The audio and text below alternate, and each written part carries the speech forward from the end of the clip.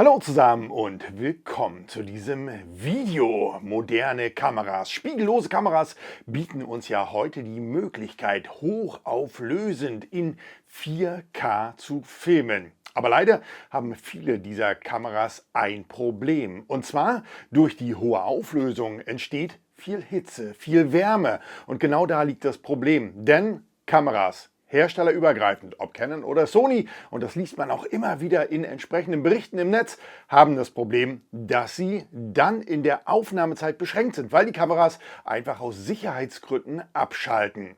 Physik kann man nur mit Physik besiegen. Und genau das habe ich in diesem Video getestet. Denn es gibt tatsächlich eine Lösung, die nicht nur überraschend einfach, sondern tatsächlich auch überraschend gut und überraschend günstig ist. Welche Lösung das ist, wie sie in der Praxis funktioniert und ob sie vielleicht auch etwas für dich ist, all das erfährst du in diesem Video.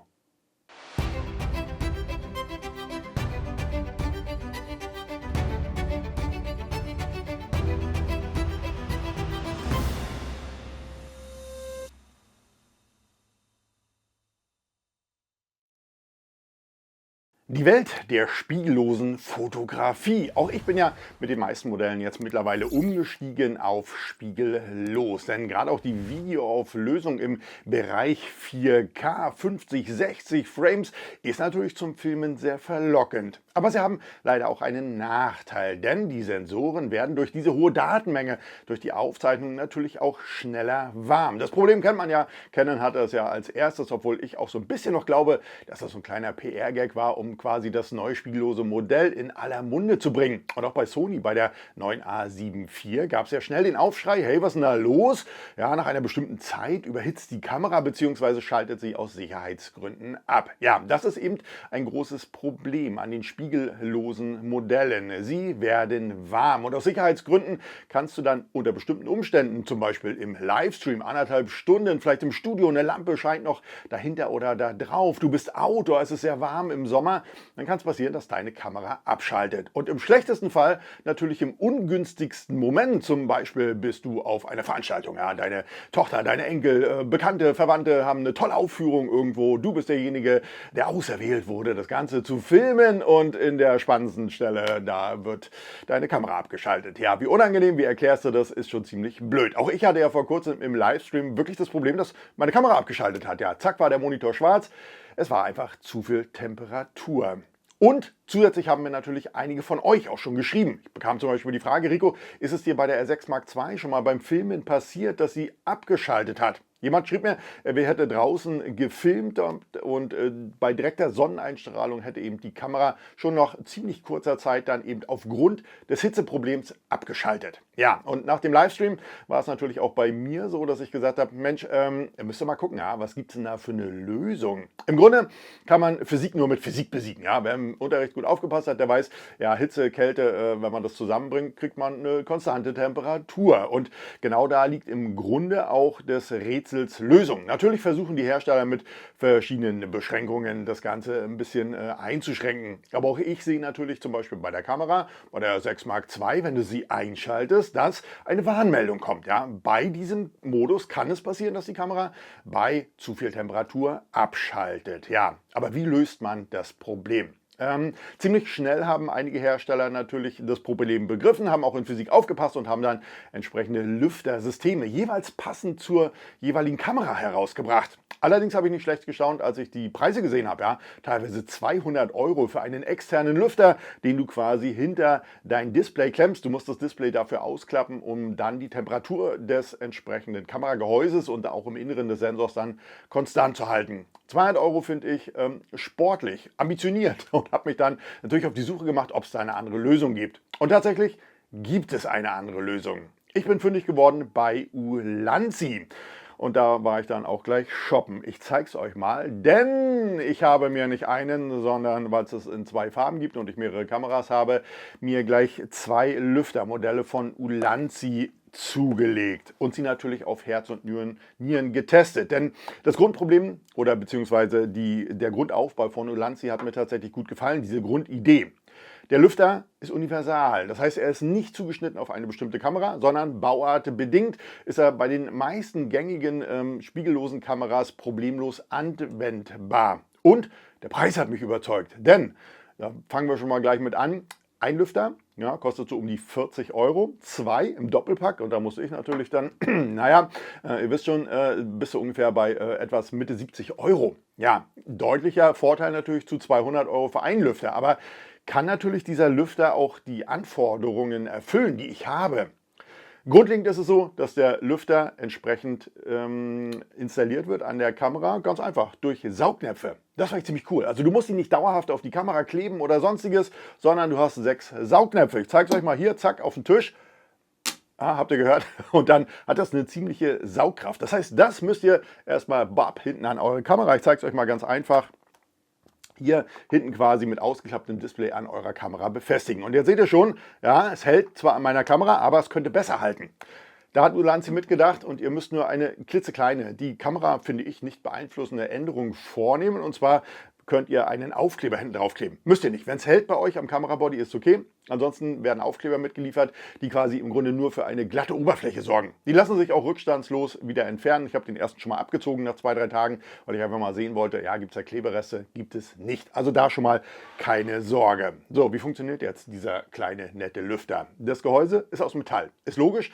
Wenn es aus PVC wäre, würde es ja vielleicht sogar eher die Temperatur annehmen, die die Kamera hat. Hier ist es so, dass das Metall natürlich dann die Lüftertemperatur so ein bisschen auch annimmt und zusätzlich als Kühlkörper natürlich auch agiert. Und wir haben einen großen Vorteil. Hier vorne, seht ihr es vielleicht, USB-C-Anschluss. Das heißt, das Ganze muss natürlich mit Strom versorgt werden. Das heißt, wir können hier über USB-C Anschluss zum Beispiel an die Kamera oder an eine externe Powerbank das Ganze betreiben. Tja, ziemlich umständlich, oder? Keine Sorge, denn es funktioniert nämlich auch so. Tastendruck hier unten, dann seht ihr, geht hier oben ein sehr kleines Display an, denn der Lüfter versorgt sich alleine mit Strom. Der hat nämlich einen internen Akku. Das heißt, ja, stationär, natürlich mit USB-C, aber ihr könnt es eben, wenn ihr mobil unterwegs seid, auch so nutzen. Wie lange er hält, habe ich natürlich ausprobiert. Zum Einschalten des Lüfters, ganz einfach. Einmal lange drücken, geht das Display an, einmal, dann läuft er schon auf Stufe 1 und zweiter Tastendruck, dann Stufe 2. Ah, das ist noch besser. Ja, das schön im Sommer vielleicht auch, ne? Wenn du irgendwas filmst, kannst du dir, naja gut, dafür ist er nicht da. Also der Lüfter läuft, man merkt sehr, sehr deutlich, dass die Luft angesogen wird und dann hier entsprechend kühlt auf der Rückseite. Zusätzlich haben wir hier noch eine kleine Öffnung. Und das finde ich eine ziemlich geniale Idee, denn wir können auf diesem kleinen Display, und das haben tatsächlich die teuren Lüfter nicht, zusätzlich noch ablesen, welche Temperatur herrscht denn jetzt am Kamerabody. Das heißt, auch das habe ich natürlich getestet, kommen wir aber gleich zu. Das heißt, ich kann ablesen, welche Temperatur, hier können wir mal gucken, aktuell habe ich hier bei mir im Studio satte 23 Grad. Ja, ist aber ziemlich angenehm. Das heißt, hier wird auch gemessen, halte ich jetzt meine Hand davor, dann erhöht sich das. Oh, 30 Grad, ja, ist ein bisschen warm. 31, ich glaube, ich habe Fieber. Nein, also es geht ein bisschen nach oben. Ja, 31 Grad jetzt hier. Das heißt, der Lüfter kühlt natürlich, das Ganze wird summiert. Und geht jetzt auch gleich wieder runter. Das heißt, es wird hier permanent gemessen, solange der Lüfter an ist. So, wir machen ihn mal wieder aus, denn ich habe sie natürlich getestet. Wichtig ist ja zu wissen, ja, nicht nur sieht es nett aus, ist die Idee gut, sondern was bringt der überhaupt, der Lüfter? Und genau das habe ich getan. Und zwar habe ich die R6 Mark II, die es ja unter anderem in einem meiner Kommentare betroffen hat, hier im Studio aufgebaut. Ich habe die Umgebungstemperatur gemessen. Wir waren bei 21 Grad. Da muss man natürlich sagen, das ist eine konstante Temperatur. Das entspricht natürlich nicht dem, wenn du draußen bist und du vielleicht 35 oder wenn die Sonne direkte Einstrahlung auf deine Kamera hat, dann wird es natürlich deutlich wärmer. Das heißt, ich habe erstmal einen Probelauf gemacht, habe die Kamera angemacht. Ja, die Warnmeldung kam bei der 4K-Einstellung. Achtung, in dieser Einstellung könnte es sein, dass die Kamera vielleicht aufgrund von zu viel Hitzeentwicklung abschaltet. Und da habe ich sie laufen lassen. Und zwar habe ich sie laufen lassen 1 Stunde. Man hat dann sehr schnell gesehen, dass diese Temperaturanzeige, die es ja bei Canon gibt, die dir so ein bisschen so eine Anzeige gibt, wie warm ist das Ganze, besteht jetzt Gefahr, dass sie vielleicht demnächst abschaltet, die ist zum Ende der Stunde hin so auf die Mitte gerückt. Das heißt, sie hat nicht abgeschaltet, die Kamera. Das war gut, aber wir haben eben auch eine konstante Umgebungstemperatur gehabt. Bist du vielleicht irgendwo im Theater? Bist du gerade draußen, wo Sonnenlicht hat? Sieht das Ganze mal ganz anders aus. Aber wie hat sich die Temperatur entwickelt? Als ich das Ganze gestartet habe, hatte das Gehäuse gemessen hier entsprechend mit dem Lüfter 31 Grad. 31 Grad. Am Ende der Stunde hatten wir 46 Grad. Und das sind mal eben 15 Grad mehr.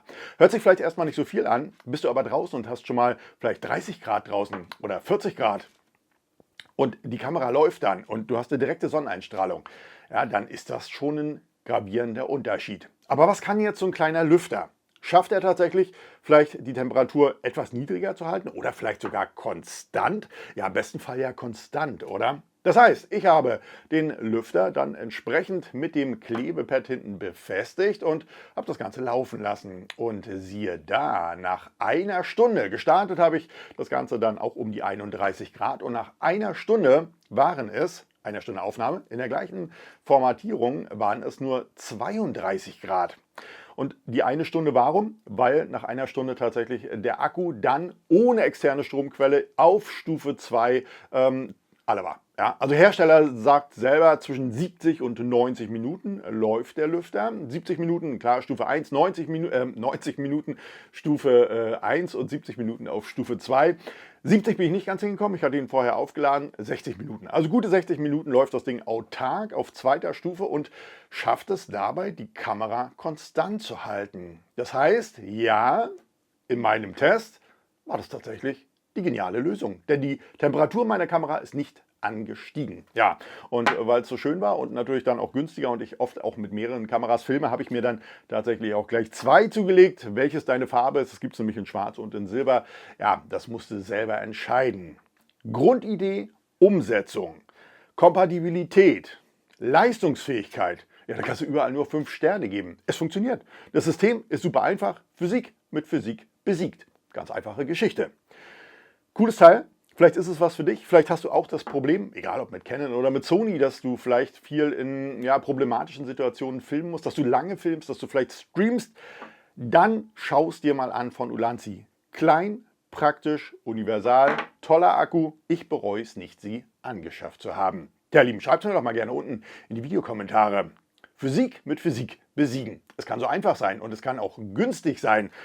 Und das Ganze kann auch funktionieren. Interner Akku finde ich eine coole Geschichte. Externe Powerbank geht natürlich auch. Schreibt mir eure Gedanken zu diesem Lüfter, der tatsächlich die Temperatur in meiner R6 Mark II über eine Stunde nahezu konstant gehalten hat. Gerne unten in die Videokommentare. Vielleicht sucht ihr noch sowas. Ich verlinke euch das Ganze mal unten, könnt ihr euch ganz in Ruhe anschauen. Und ansonsten, wenn euch das Video und der kleine Praxistest zur Problematik der Überhitzung von Kameras, Spiegellosen bei hochauflösender Aufnahme gefallen hat, ja, dann lasst mir dafür gerne einen Daumen hoch da. Und wenn wir uns künftig in einem meiner neuen Videos wiedersehen wollen und ihr habt es noch nicht getan, dann abonniert an dieser Stelle gerne und natürlich kostenlos meinen Kanal. Die Glocke gerne aktivieren, dann bekommt ihr immer eine Info, wann es ein neues Video gibt. Ihr Lieben, ich danke euch fürs Zuschauen. In diesem Sinne, bis dahin.